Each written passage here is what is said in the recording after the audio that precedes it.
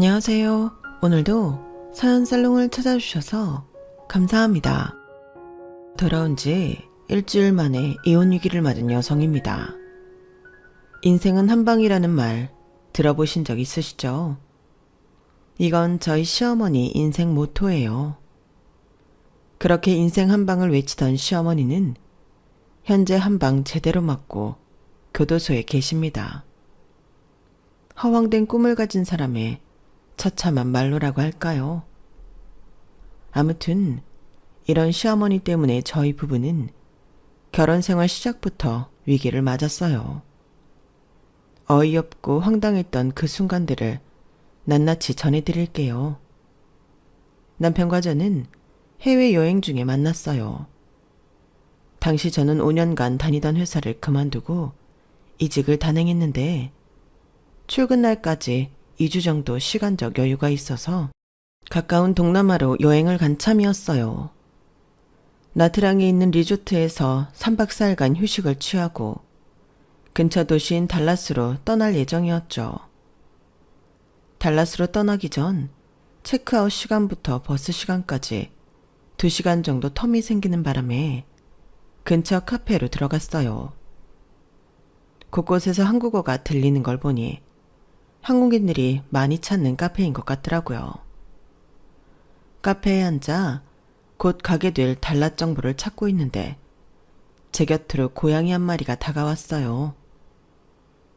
제 무릎 위에 올라 아양을 떠는 모습이 하도 귀여워서 동영상으로 담고 있었는데 옆자리에서 한국어가 들리더라고요. 친구랑 영상통화를 하고 있는 한국인 여성이었어요. 건너편에 앉은 남자 완전 내 스타일인 거 있지? 아, 혼자 왔으면 당장 꼬시는 건데. 야, 너 그러다 니네 오빠한테 걸리면 어쩌려고 그러냐? 그냥 참아라.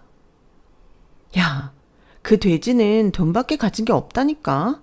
키도 짤뚱하고 살만 띠룩띠룩 쪄선 같이 다니기 얼마나 쪽팔린 줄 알아? 내가 돈 때문에 만나는 거지 그거 아니었으면 진작 헤어졌다. 아, 저런 남자랑 같이 다니면 여행도 할만 하겠는데. 나 그냥 저 남자한테 수작질 할까봐 옆으로 가서 공댕이 슬쩍 디밀고 성추행으로 몰아버릴까? 미친. 너 그 버릇 아직 못 버렸냐? 마음에 든다면서 왜 그런 짓을 하는 건데? 더 완전 또라이 같아. 왜긴 그래야 저 남자가 나를 영영 못 잊지. 내가 못 가질 바에야 강한 인상이라도 남기면 좋잖아. 그 말을 듣는데 기가 막혀서 말이 안 나왔어요. 저런 정신 빠진 사람들 때문에 여자들이 싸잡혀 욕을 먹는 거라는 생각을 하니까 화가 나더라고요. 그런데 그 순간 통화를 마친 여자가 자리에서 일어나 건너편에 있는 남자 곁으로 가는 거예요. 그리곤 손에 든 파우치를 일부러 떨어뜨리더니 줍는 척하면서 엉덩이를 남자 쪽으로 향하지 뭐예요. 그리고는 이내 소리를 질렀어요. 어머, 왜 남의 엉덩이를 만져요? 아니, 내가 언제 그쪽 엉덩이를 만졌다고 그럽니까? 뭔가 잘못 아신 모양인데 저는 아무 짓도 안 했어요. 그러자 여자는 손으로 자기 엉덩이를 팡팡 쳐대면서 바락바락 대들었어요. 아니 그럼 귀신이라도 와서 만졌다는 거예요? 그쪽이 만졌으니까 내가 이러는 거 아니에요. 그리고 아까부터 계속 나 쳐다보고 있었던 거 내가 모를 줄 알아요? 못 먹는 떡 만져나 보자 이거 아니냐고요. 두 사람이 실랑이를 벌이는 통에 사람들 시선은 두 남녀한테 향했어요. 그리곤 그 자리에 있던 한국인들은 남자를 파렴치한 보듯 인상을 쓰며 쳐다보았죠. 황당한 표정의 남자는 억울하다고 항변을 했지만 일은 더욱 커져버리고 말았어요. 화장실에 갔던 여자의 남자친구가 다가와 남자의 멱살을 잡아쥐고 욕을 퍼붓기 시작했거든요. 당장이라도 주먹이 오갈 것 같은 상황이었어요. 평소 남의 일에 잘 끼어들어서 오지랖이 넓다는 소리를 듣던 저는 이런 순간을 순순히 넘어갈 수 없었어요. 그래서 휴대폰을 들고 그들 곁으로 갔죠. 저기요, 뭔가 오해가 있는 모양인데 이 남자분 아무 짓도 안 했어요. 내가 앞자리에 앉아 있어서 제대로 봤거든요. 그러자 여자가 도끼 눈을 하고는 제게 소리를 치더라고요. 넌 또 뭐야? 왜 끼어들어? 그럼 내가 있지도 않은 일 가지고 지랄한다는 거야, 뭐야? 그 뻔뻔함에 순간 욱하기는 했지만 여기서 나까지 화를 내면 일이 더 커질 것 같아서 조용히 말했어요. 저기요, 여자분은 잠시 저랑 따로 얘기 좀 할까요? 내가 보여줄 게 있어서요. 넌 뭔데 끼어들어서 내 여자친구랑 얘기를 하겠대? 할 말 있으면 나 있는 앞에서 해. 통통한 체격에 양팔에 험악한 문신까지 한 여자의 남자친구는 죽일 듯 저를 노려보며 말했어요. 여자는 의기양양하게 그 옆에 서 있었고요. 순간 그냥 확 까버리고 이것들 개망신 줘봐 하는 생각을 하기도 했지만 불쌍한 인간 하나 살린다 생각하고 여자를 끌고 와 제 손에 들린 휴대폰을 내밀었어요. 내가 고양이를 동영상에 담다가 우연히 그쪽이 친구랑 하는 통화 내용을 녹음하게 됐는데 한번 들어볼래요? 그리고는 동영상을 재생해 보여줬더니 여자가 화들짝 놀라며 동영상을 꺼버리더라고요. 그리고는 자기 남자친구한테 가서는 나가자고 팔을 끌어대더라고요. 당연히 남자친구는 왜 이러냐고 정색을 했죠. 오빠, 나 오빠랑 기분 좋게 여행하고 싶어. 그러니까 이번 일은 그냥 똥 밟았다고 생각하고 끝내자. 응? 오빠. 여자의 아양에 남자친구는 못 이기는 척 피식 웃고는 자리를 뜨려고 했어요. 그런데 이건 좀 말이 안 되는 상황인 거잖아요. 가해자가 자기 멋대로 일을 저질러 놓고는 피해자한테 사과도 않고 되려 똥 취급까지 한 거니까요. 피해자인 남자는 어이가 없는지 황당한 표정으로 커플을 바라보고 있었어요. 아무래도 성추행범으로 몰리고 나니 주변 눈치가 보여 어쩌지 못하는 것 같더라고요. 그래서 제가 대신 카페를 나서려는 커플을 불러 세웠어요. 저기요, 이렇게 가면 안 되죠. 그쪽이 잘못한 건데 피해자한테 사과는 해야 할 거 아닙니까? 저 이런 식으로 나온다면 나 동영상 넷상에 올리는 수가 있습니다. 제 말에 당황한 여자는 종종걸음으로 피해 남성한테 와서는 건성으로 미안하다고 말했어요. 그 말투에는 미안함은 손톱만큼도 없고 귀찮으니 이거나 먹고 떨어져라 하는 식이었어요. 당연히 피해 남성은 그런 개떡 같은 사과에 화가 더 난 것 같더라고요. 아니, 지금 이게 사과하는 사람의 자세입니까? 당신 때문에 난 성추행범으로 몰렸다고요. 거기에 대한 시시비비는 제대로 가리고 가란 말입니다. 도대체 뭐가 미안한 건지, 상황이 어떻게 된 건지 확실히 하고 정중하게 사과하세요. 지금껏 당하기만 했던 피해 남성은 입술을 부르르 떨며 말했어요. 그러자 여자의 남자친구가 또다시 달려들더라고요.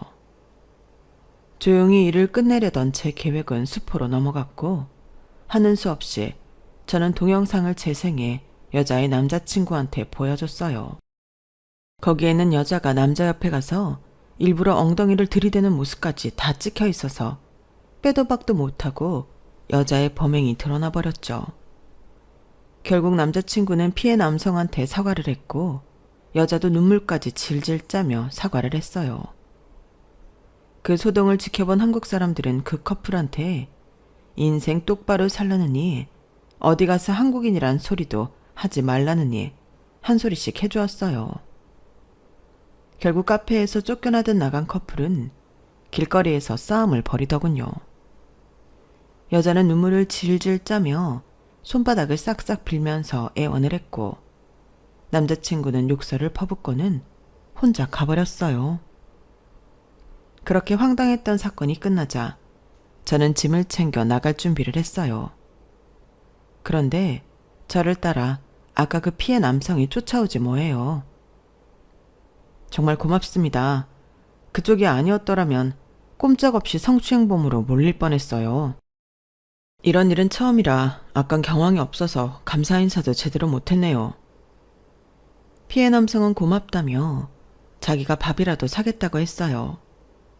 차 시간만 아니라면 저도 그러고 싶었지만 이미 차표를 예매해둔 터라 사양을 할 수밖에 없었죠. 밥 한 끼 때문에 비싼 차비를 날릴 순 없잖아요. 그렇게 헤어진 우리는 우연인지 운명인지 며칠 뒤 달랏 야시장에서 다시 만나게 되었고 그 인연으로 훗날 결혼까지 이어지게 되었지 뭐예요. 그런데 여기엔 비하인드 스토리가 더 있어요. 그날 카페에서 남편은 그 여자가 아닌 저를 힐끔대며 쳐다보고 있었다는 거예요. 처음 본 순간부터 제게 반했다나 뭐라나. 그걸 그 여자는 자기를 쳐다보는 줄 알고 기고만장했던 거죠.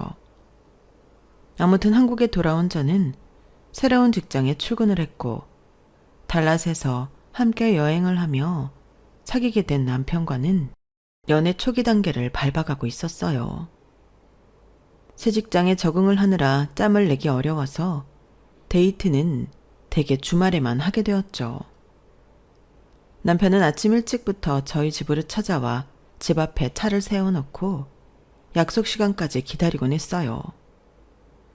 처음엔 이런 사실을 몰랐다가 아침 운동을 다녀오시던 아빠가 제 남편을 집으로 데리고 들어오면서 그 사실을 알게 되었죠. 아니, 주말만 되면 어떤 놈이 우리 집 앞에 차를 세워놓고 상은이 네 방을 힐끔거리지 뭐냐. 내가 오늘은 안 되겠다 싶어서 한마디 할랬더니 대뜸 나보고 상은이 아버지냐고 묻더라고.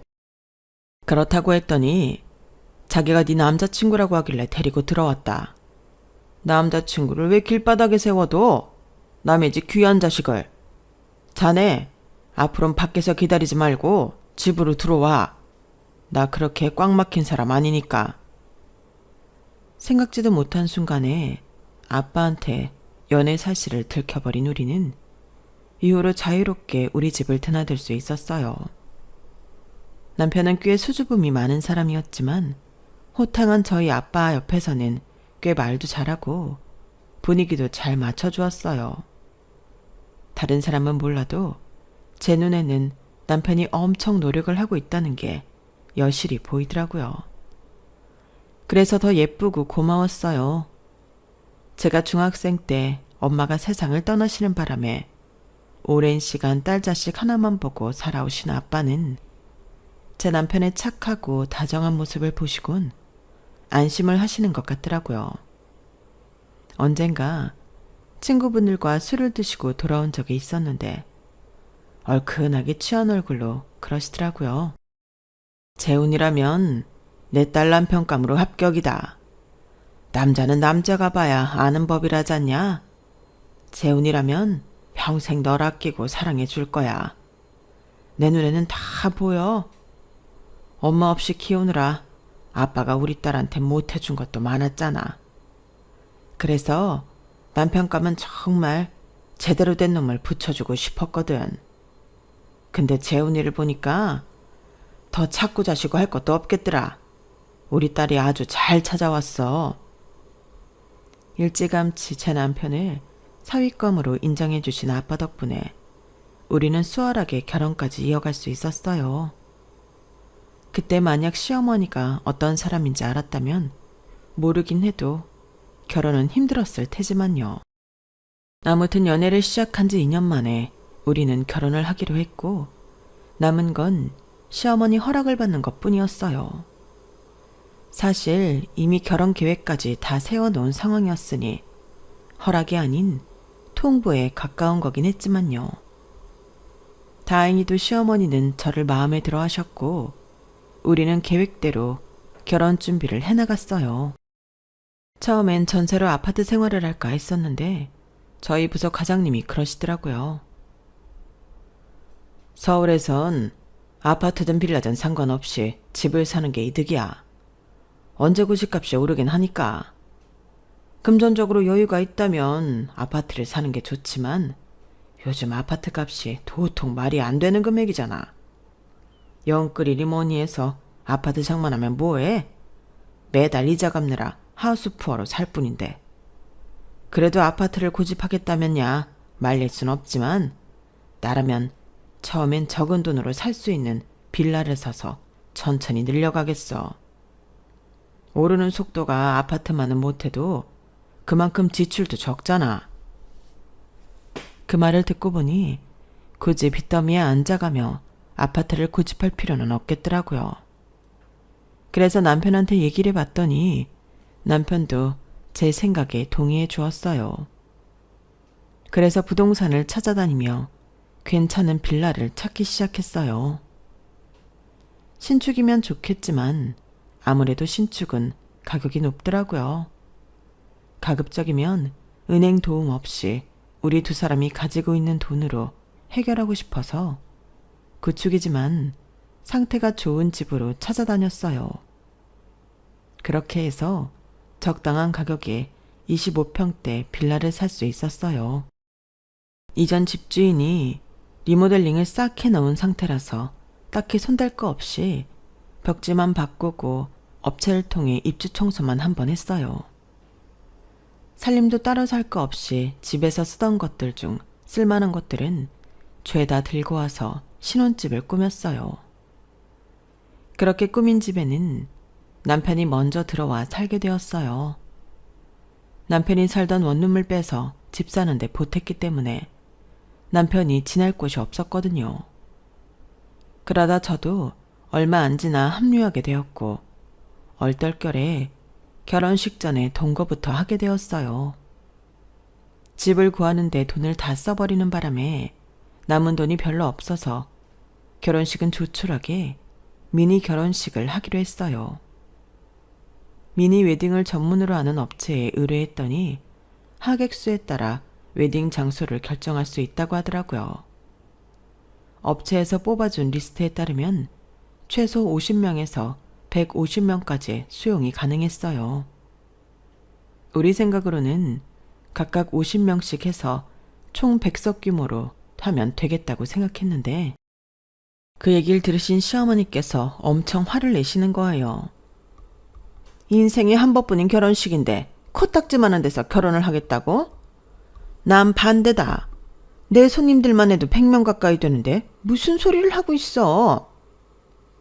어머님, 저희가 예산이 얼마 안 돼요. 집 사느라 돈을 다 써버려서 신혼여행도 나중에 가기로 한걸요. 그런데 한 번 하고 끝나는 행사에 수천만 원이나 쓰는 건 낭비 아닐까요? 그러자 어머님이 화들짝 놀라시는 거예요. 뭐? 신혼여행을 안 가? 세상에, 얘들이 결혼이 장난인 줄 아나? 그렇게 구질구질하게 할 거 결혼은 뭐하러 해? 난 정말 동네 창피해서 내 아들 결혼한다는 소리도 못하고 다니겠다. 자존심 상해. 김 여사네 아들은 특급 호텔에서 결혼식을 한다는데 그런 사람들한테 어떻게 청첩장을 돌려? 내가 정말 니들 때문에 살 수가 없다. 어머님, 정 그러시면 어머님이 돈 좀 보태주세요. 저희는 정말 더는 돈이 없어서 그래요. 얘가 말하는 것 좀 봐. 너 나한테 돈 맡겨놨니? 웃기네 정말. 그리고 돈 빌려주고 싶어도 못 줘. 이번에 괜찮은 상품이 나와서 이달치 생활비까지 몽땅 주식에 넣어뒀거든. 어머님, 요즘 주식 상황도 안 좋은데 어쩌시라고 그러세요. 그러다 잘못되면 정말 큰일 나요. 너 지금 나 망하라고 곡하는 거니? 재수없게 왜 이래 정말. 네가 뭘 몰라서 그러는 모양인데 인생은 한 방이다. 구질구질하게 푼돈 가지고 벌벌대면서 살면 평생 그러고 살게 돼. 난 제대로 한 방 터뜨려서 말년은 호화롭게 살다가 죽을 거야. 그때 돼서 부러워하지나 마. 시어머니는 얼어 죽을 인생 한방 타령을 하시며 최소 300석 규모가 아니면 결혼식에 참석 안 하시겠다고 하셨어요. 그러니 어쩔 수 있나요? 할 수 없이 조금 더 큰 웨딩홀에서 결혼식을 올리게 되었죠. 그 바람에 대출을 받아야 하나 고민했는데 아빠가 그 돈을 대신 내주셨어요. 안 그래도 너 결혼할 때 주려고 그가 모아둔 돈이 있다. 이거 가지고 가서 예식장도 잡고 신혼여행도 가거라. 평생 기억에 남는 순간인데 돈 때문에 하고 싶은 거 못하면 얼마나 억울하니. 그러니까 가져가서 마음껏 써. 남으면 비상금으로 가지고 있고. 아빠 혼자 두고 시집을 가는 것도 죄송한데 이렇게 도움까지 받게 되니 기분이 좀 그랬어요. 그러면서 한편으론 이래서 시부모랑 친정부모가 다른 거구나 싶더라고요. 협소한 예식장은 탓하면서 결혼자금 보태주겠다는 말은 한마디도 없는 시어머니와 저희 아빠가 너무 비교가 됐거든요. 그래서 기혼녀들이 시댁에 시자만 들어가도 치를 떠나보다 했어요. 아빠 덕분에 식장도 큰 데로 잡고 신혼여행도 떠날 수 있게 되자 남들 하는 것처럼 제법 그럴듯한 결혼식 모양새가 났어요. 그런데 막상 결혼식 당일이 되니 어머님 앞으로 오신 하객 수가 채 20명도 안 되지 뭐예요. 그래서 식장에 반도 못 채운 채 식을 올려야 했어요. 사람들 앞이라 화는 낼 수 없었지만 속으로는 열통이 터지더라고요. 식장 바꾸면서 추가된 금액이면 신혼여행 경비를 제외하고도 남을 정도였거든요. 그런데 그게 끝이 아니었어요. 패백을 드리고 뒤늦은 점심을 먹고 있는데 어머님이 찾아와 그러시는 거예요. 예, 내 앞으로 온 손님들 축의금은 내가 가져가도 되지? 어디까지나 날 보고 온 내 손님이니까. 그 말에 헛웃음이 났지만 안 된다고 하기도 좀 그랬어요. 그래서 그러시라고 했더니 나중에 보니까 제 남편 앞으로 온 손님 축의금까지 더 챙겨서 가져가셨더라고요. 저희 시댁 형편이 그리 어려운 편은 아닌데도 어머님이 그렇게 돈에 집착하시는 데는 이유가 있어요. 언제 올지 모를 인생의 한 방을 위해 주식에 투자하기 위함이었죠. 남편 말을 들어보니 아버님이 살아계실 때 이런 이유로 어머님과 자주 다투곤 하셨다더라고요. 저희 아버님은 착실히 일해서 돈을 모으는 타입이었고 저희 어머님은 복권이나 투기로 1억 천금을 얻길 바라는 타입이었거든요. 아버님이 교통사고로 돌아가시면서 받았던 사망보험금도 어머님은 주식에 투자를 하셨어요. 그래도 운 좋게 상한가를 몇 번 치면서 총 1억 가까이 버셨다고 하더라고요. 단순히 운이 좋았던 거지만 어머님은 이게 시작이라고 생각하셨던 것 같아요. 그 후로는 현금이 생길 때마다 무조건 주식을 사 모으셨거든요.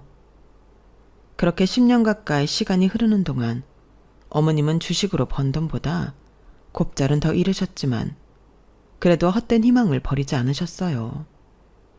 그리고 결국 선을 넘는 행동을 하게 되셨죠.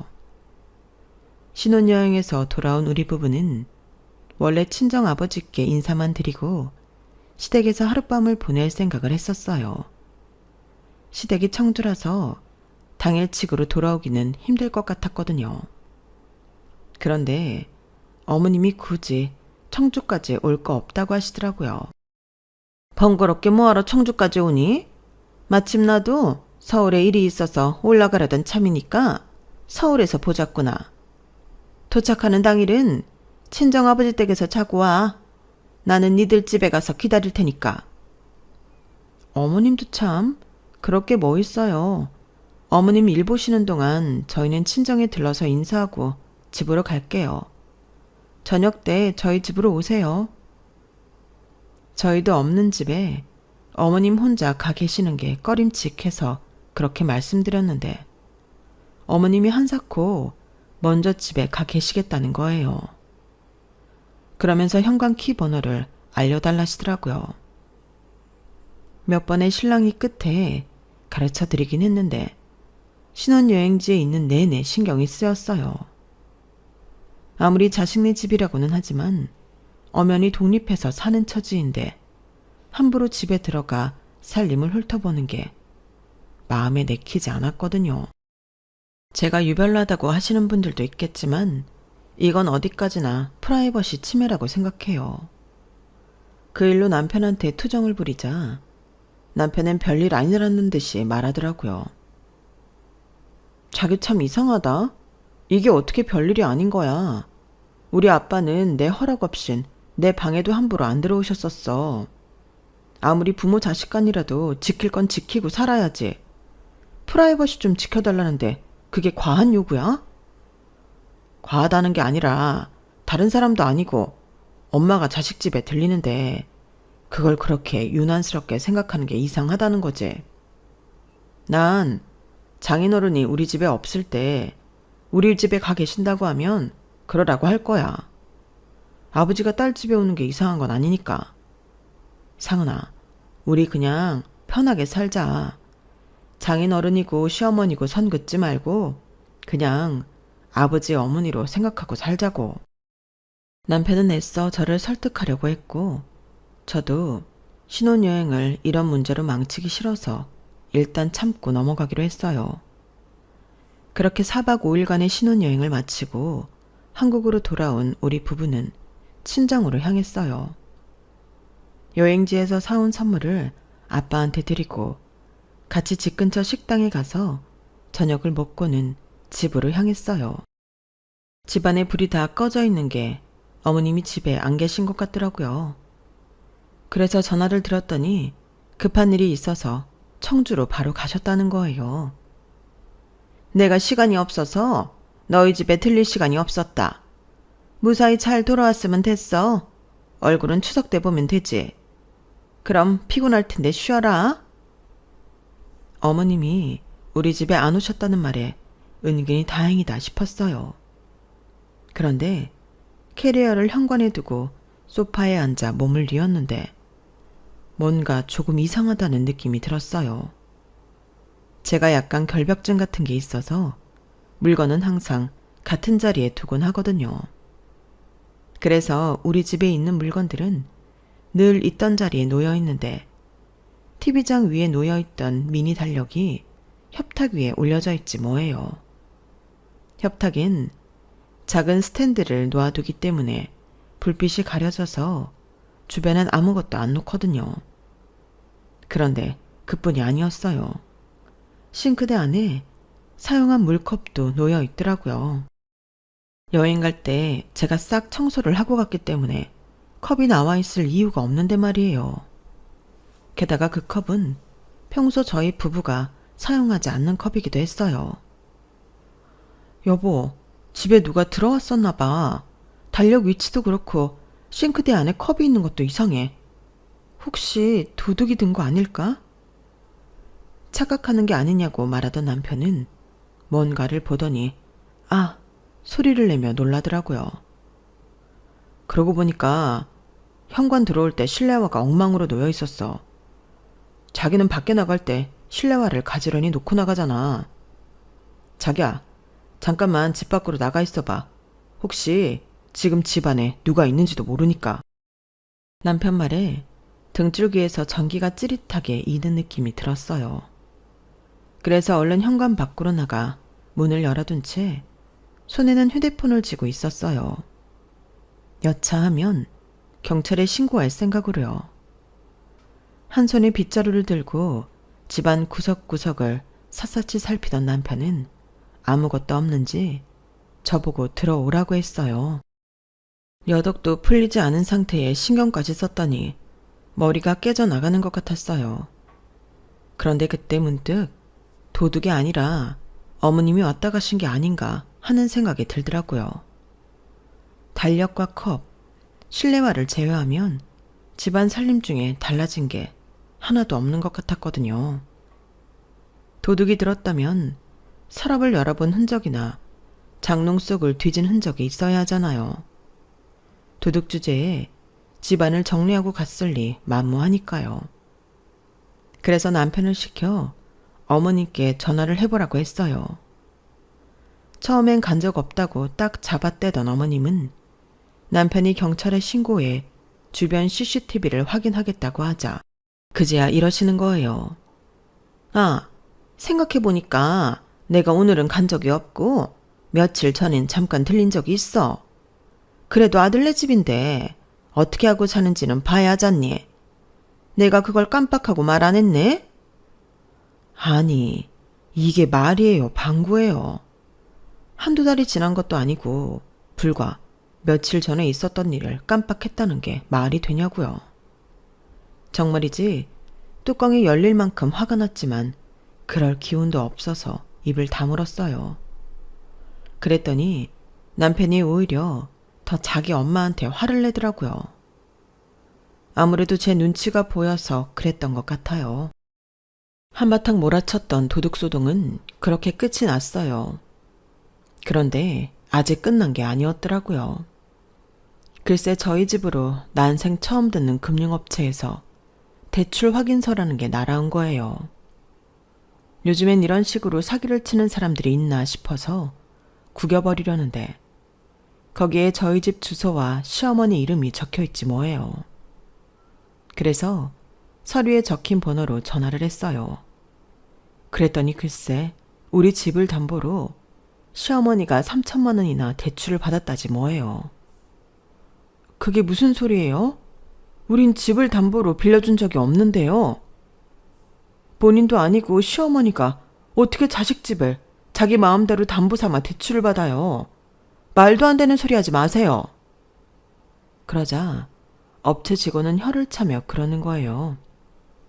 그건 자기 알 바 아니고 자기네는 우리 시어머니한테 부동산 문서랑 저희 부부 주민등록 등본 그리고 인감증명서 거기다 위임장까지 다 받고 대출을 진행했다고요. 대출 날짜를 물어봤더니 저희 결혼식 바로 다음 날이더라고요. 어머님께 현관키 번호를 알려드린 그날이었어요. 저희가 없는 사이 저희 집에 들어와 안방 서랍에 있던 집문서와 인감도장, 각종 서류들을 훔쳐서 이 짓을 벌인 거였어요. 지금까지 시어머니한테 쌓인 게 많았던 저는 이번 문제만큼은 그냥 못 넘어가겠더라고요. 정말이지 그 순간엔 결혼이고 나발이고 다 때려치우고 갈라서고 싶었어요. 그래서 시어머니한테 전화해 소리를 질렀어요.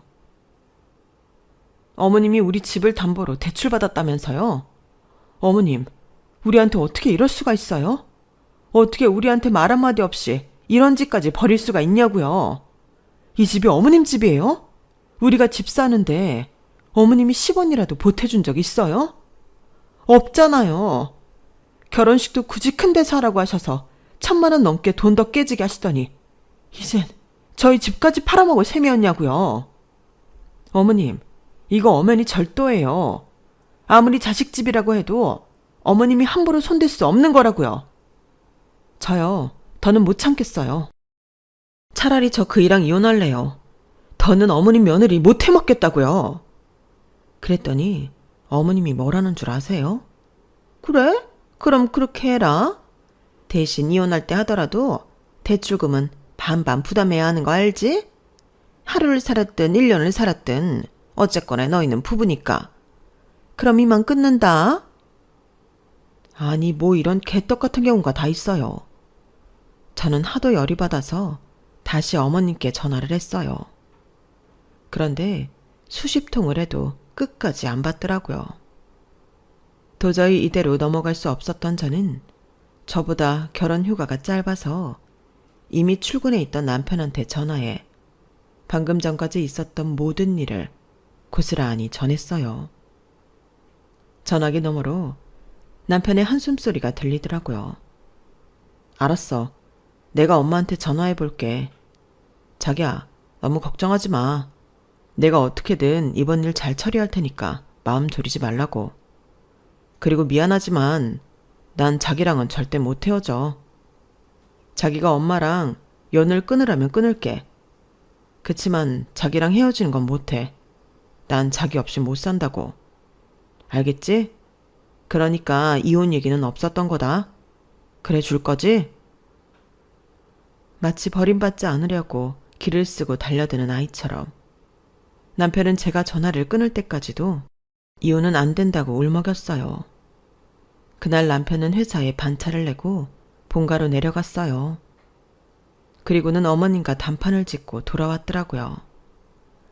장시간 운전을 하고 새벽녘이야 집으로 돌아온 남편은 소파에 쓰러지듯 누우며 그러더군요. 대출금은 다 상환했고 대출 문서도 다 파기했다고요. 남편이 어떻게 돈을 받아냈는지는 모르겠지만 그렇게 어머님이 벌인 담보대출 사건은 마무리가 되었어요. 그 일이 있고 저희 부부는 어머님과 연락을 끊고 살았어요. 이혼을 하지 않는 조건으로 제가 내세운 게 그거였거든요. 저희 아빠는 어떻게 그깟 돈 문제로 부모 자식 간을 끊어놓을 수 있냐고 저를 나무라셨지만 저는 그래요. 아무리 부모라고 해도 자식이 감당하기 힘든 짐을 씌우려 든다면 거리를 두고 사는 것도 방법이라고요. 이번 한 번만이라는 허울 좋은 방관을 했다가는 나중에 더 큰 순환을 겪을 수 있으니까요. 연을 끊은 이후에도 어머님은 남편과 저한테 전화를 하셨어요. 집으로 찾아온 적도 있었고요. 그래서 전화번호는 차단을 해버렸고 집에 찾아오시는 문제는 한 번만 더 찾아오면 어머님을 상대로 소송을 벌이겠다고 엄포를 놓았어요. 그러자 어머님도 더는 찾지 않으시더라고요. 그 일이 있고 한 1년간은 조용히 살 수 있었어요. 물론 남편은 속으로 많이 힘들어했을 테지만요. 그런데 얼마 전에 고모님이 제게 전화를 하셨더라고요. 저희 어머님 소식 들었냐면서요. 세상에, 재훈이도 너도 네 시어머니 교도소 들어간 거 모르고 있었니? 아, 말도 마라. 아주 동네에 소문이 다 났어. 다른 사람도 아니고 자기 동생 내외한테 사기쳤다가 소송당해서 그렇게 됐단다. 우리 오빠가 남겨준 집까지 주식으로 홀라당 날려먹고 자기 동생 집에 얹혀 살면서 그 집 돈 훔쳐다가 그 뭐냐 토톤지 뭔지 아는 도박까지 했다지 않니? 들어보니까 동생 집에 오기 전에 친정에서도 친정부모 연금까지 빼돌려서 도박을 했다던데 사람이 어떻게 이렇게 망가지니? 우리 오빠가 이 꼴 안 보고 죽은 게 다행이다 싶다.